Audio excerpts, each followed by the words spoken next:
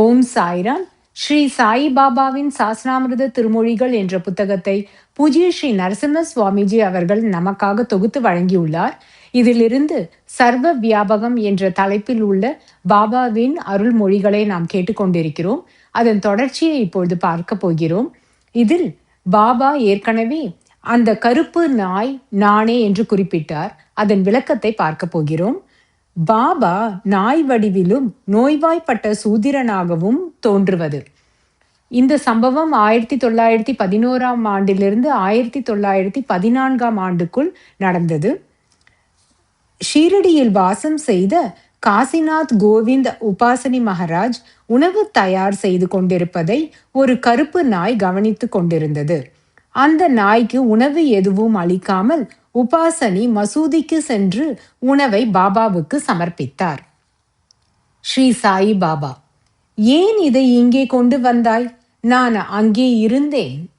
உபாசனி: பாபா, ஒரு கருப்பு நாய் தவிர வேறு ஒருவரும் அங்கே இருக்கவில்லையே. ஸ்ரீ சாயி பாபா: அந்த கருப்பு நாய் நான் தான். அன்று பாபா உணவை ஏற்க மறுத்துவிட்டார். மறுதினம் உபாசனி தனது இருப்பிடத்தில் நிவேதனம் தயார் செய்தார். நாய் எதுவும் காணப்படவில்லை. ஆனால் நோய்வாய்ப்பட்ட சூத்திரன் ஒருவன் சுவற்றில் சாய்ந்தவாறு உணவையே பார்த்து கொண்டிருந்தான்.